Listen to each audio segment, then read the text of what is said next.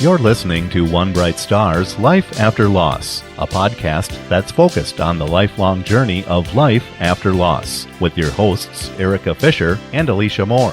One Bright Star's Life After Loss podcast is sponsored by the law firm of Burkholz and Associates. And now, One Bright Star's Life After Loss podcast. Hello and welcome to One Bright Star's Life After Loss podcast. I'm Erica Fisher, Executive Director with One Bright Star. And Alicia Moore, Board Member of One Bright Star. And today we have our friend Joan back with us. Joan, welcome. Thank you. We're so happy to have you back. And we asked for you to come back, not only because we love your company, but you recently, in May, I guess it was, that you went to Face Lodge and you were One Bright Star's first recipient to go to Face Lodge, and we were so excited. So Yes. we want to know, how was it? Yeah, I was excited too. I was not familiar with it. I was not aware of it at all until you had a couple board members do a podcast and talk about their experience years ago. So then the next time you and I, Erica, saw each other, I'm like, I need some information on this. So yes, I signed up. I went for 3 days, a long weekend in May. The group that I was with was specifically parents of suicide loss. And that was really important to me. Any loss of a child is devastating, but circumstances are different as far as losing a baby or losing a child in an accident or a suicide. They're just all different layers that go to your child's death. So it was, I don't want to say great because it wasn't great for the reason we were there, but it was very comforting to be around families that had the same experience that I did. You truly were not alone. Was not alone, correct. There, just to tell you a little bit about it, there are, first of all, you pull up and it is this beautiful lodge, log cabin looking. You're in the deep woods of Wisconsin. It's a long, windy road to get back there. I mean, you're really isolated. And you pull up and it's just this gorgeous building. You're just feeling comforting right away. There are 8 guest rooms. So there's generally no more than 8 families or parents there at a time. So it was a good-sized group. We all had our individual rooms. The rooms, again, were just like you're in this warm, comforting log cabin. Every room had a fireplace. Every individual room had a fireplace. The lodge had a living room, a family room, a library, and every room had a fireplace, and every room was just filled with journals or books. It was just a very warm, comforting place. So the environment was beautiful. I know when I talked to a few family members about going to Face Lodge, they were worried about like the group activities and stuff like that. So they told us like what to expect as far as there would be some group counseling. You could sign up for individual counseling. We had massages. Oh, wow. Right? I love it. Yeah, right. We did, there was a craft area, and you could participate, and they fed us. They fed us very well. They just really took care of us. You could participate in all of these items. You could participate in everything. You could participate in some things, or you could participate in nothing. So you set the pace, basically. We set the pace. Yeah, okay. Yeah. I was ready to participate in everything. But I was with Jeremy gone 5 years. I guess I was the senior member of the group. There were moms and dads there that were just months into their journey. So some chose, one lady stayed in bed all day the first day. That's what she needed. And the staff just, knocked on the door gently and checked on her to make sure she was okay. Yes. She didn't need anything, but she was allowed to do her own thing. You could participate as much as you wanted or you didn't have to participate at all. I like that. I like that you can set your own, like, you know, because you don't really know how you're going to feel when you get there. You know, you can be like, I'm excited to do this, I'm going to do this, and then you can feel overwhelmed. So I really like that they give you that option to kind of customize it to yourself as you need. The first night we had, after everybody got checked in, we had dinner. They fed us, and they fed us well. And then we had a group session. There was a facilitator, a trained facilitator from the outside that came in. So we each went around and told our stories. Talked about, out of the 8 of us, we all had sons. Wow. You know, they ranged from teenager up until Jeremy was 37 when he died, so that was the range. So the first night we had a group session, and we all went around and told our stories. And I felt like that was the first time in almost 5 years that I was able to exhale. I felt like for all of this time I've been holding my breath. I've been protecting myself. You know, who do I share my story with? Who don't I share my story with? And to be in this room with these other parents, or we've all gone through this devastating event, this devastating loss of our child, as I said, I felt like I was finally able to let my shoulders down and exhale. That I was safe with the people that were with me. And it was, even though it was a really crappy reason that we were there, it was really comforting. Yes. Wow. That's amazing. That's a really cool, a neat way to put it. I could breathe. Mm-hmm. I felt like I could finally breathe and exhale. I just felt like I became a little lighter. Yes. Some of that heaviness was lifted. Yes.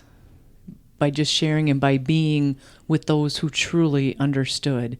They understood your pain and you understood theirs. Yeah. And together you were sharing. Yeah. I like that. I like that it was customized to your loss. Yes. The session that you went to, the weekend that you went to, so you weren't alone. I have goosebumps thinking about you being able to breathe, exhale. Yes. It's such an amazing place. As I said, they took such good care of us. The weekend staff that was there was just like, she wasn't old, so I don't mean this, but like a grandma, just taking care of you. And she was there, and she just, any need that we might have, any question that we might have, gave us some of her favorite, shared with us some of her favorite hiking areas, several acres. I don't know how many acres it was, but several acres. And you could hike, which was something I enjoyed doing. I wanted to get outside. It was a beautiful weekend for me.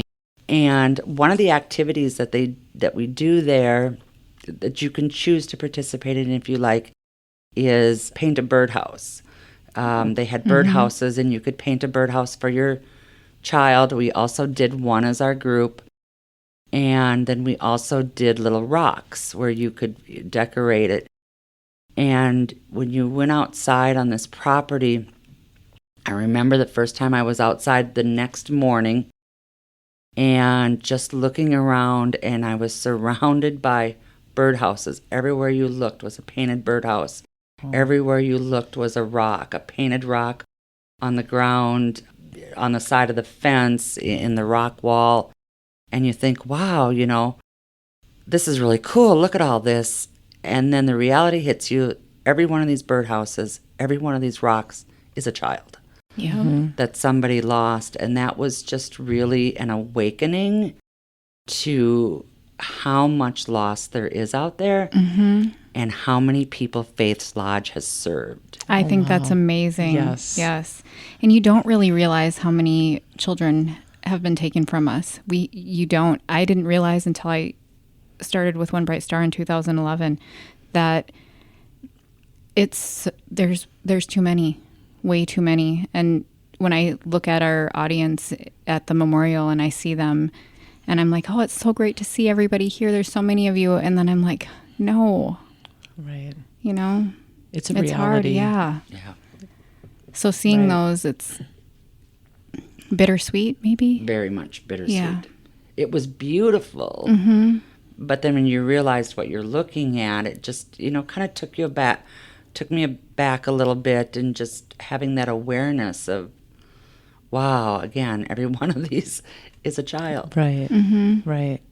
But then again, you're not alone, and you know that you decorated, I bet, Yes. a rock. Oh, yes. You sent me pictures, And- yes. Oh, that's wonderful. And so there are going to be more families, and when they go, they're going to be wowed by Jeremy's Yes. rock. Yeah. Yes. And tell Jer- us, go Jeremy's ahead. rock, and then also every room, every guest room, and then throughout the facility they had journals Oh, yes. where people have wrote their child's story, or just maybe their name and their date. And so everybody that stayed in my room Okay. could write something, and that was amazing, just to go back and read everybody's story.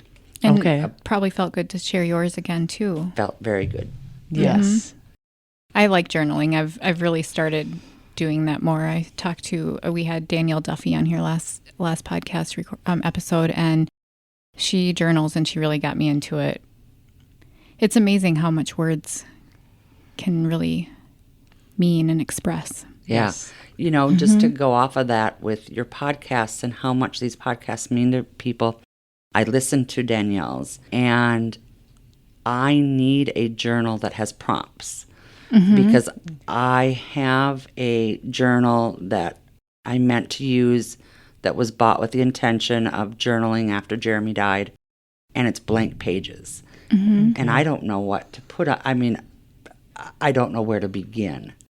So to hear her say that there are journals out there that have prompts, And she created one. Right. oh, so I need to, Yeah. I need to look into that and get that. So it's good to share our stories with the other families that I was with at Face Lodge, just listening to their stories and what's worked for them or what hasn't worked for them it was very comforting, healing, if you will. Yes, absolutely. I'm sure that you may be left with a little more sense of hope that some of these days when it's really difficult, you'll be able to look back on that experience that you had and know that you're not alone, and know that there's these other families out there, and they are trying to journey through this tragedy as well. Yes.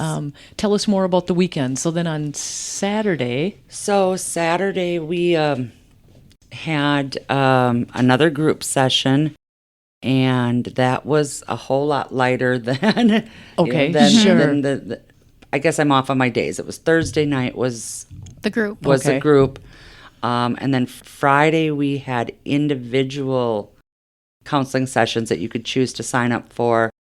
We had yoga, Ooh. and we had meditation, and we had our massages. And You went to a spa that day, baby? Yeah, right. no, I would just never left Faith's Lodge. Yes. All of these things. Some of the girls, or a couple of the moms, went kayaking. There's a little lake with a Oh, dock, nice. Okay. and they're truly a retreat. Oh, that's Truly a retreat. That's great. I know when I go to these places, and sometimes I feel like I meet a friend, meet somebody like that I bring into my heart when I go to these like places like this or any event.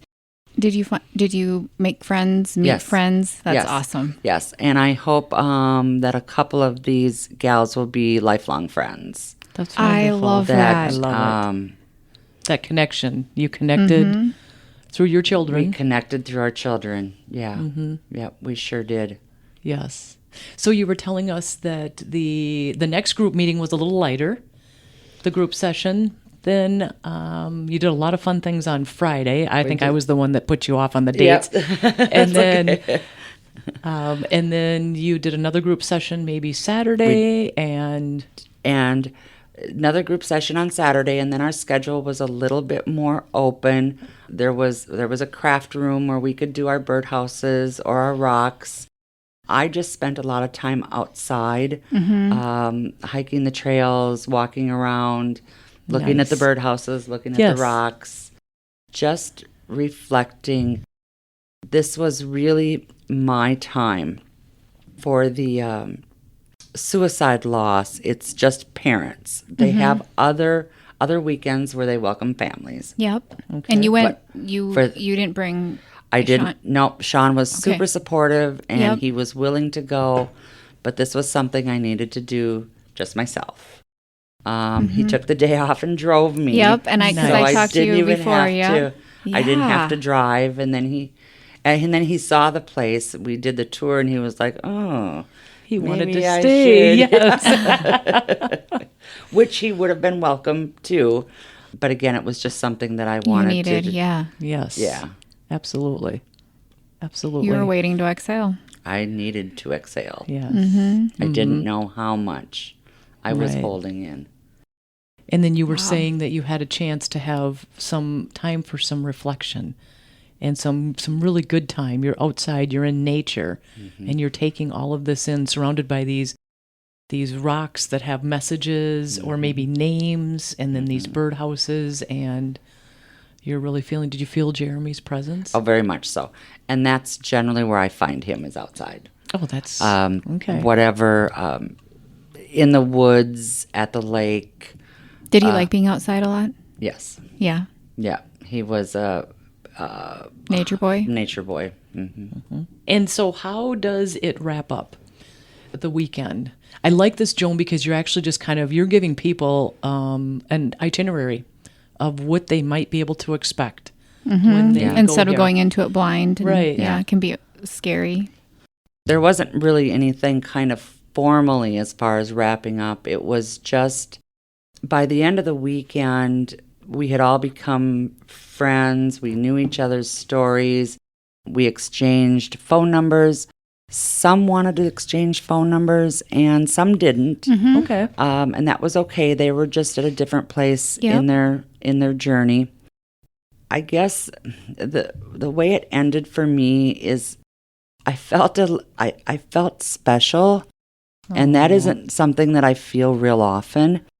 But because I was the senior mom, if you will, I was able to share some hope with those that were very, very new in their journey, that, this sucks and it's never going away, but you can still have a life. Your life can still have joy. Right. You can still find meaning. You can still find happiness. You know what?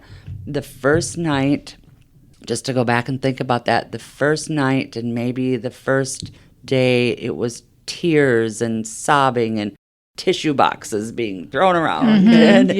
And by the last evening, we were laughing and joking and having fun. It was just us, all of the parents who have lost their children to suicide. We were bonding, and there were still tears. It wasn't, all joy, but there was some, and I was able to share that, where there were parents there that they were in a place right now where they could not see joy. They were so new in their journey. They were in such a dark place, and you gave them light, and they got a little flicker of light that night, and they were able to. That gave them hope.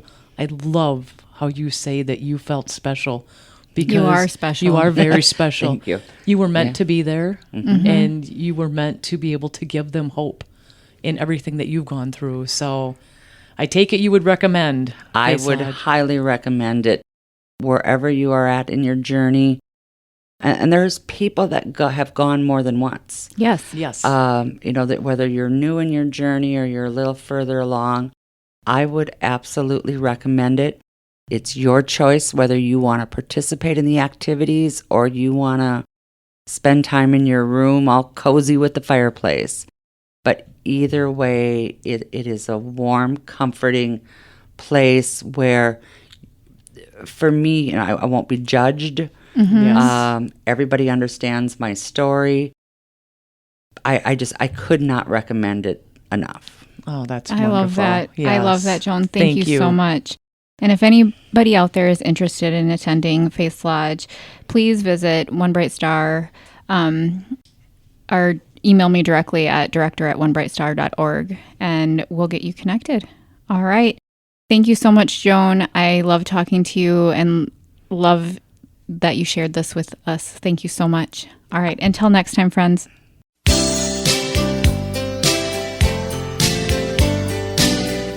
Thanks for listening to One Bright Star's Life After Loss podcast. Life After Loss is a copyrighted production of One Bright Star. One Bright Star's Life After Loss podcast is sponsored by the law firm of Burkholtz and Associates.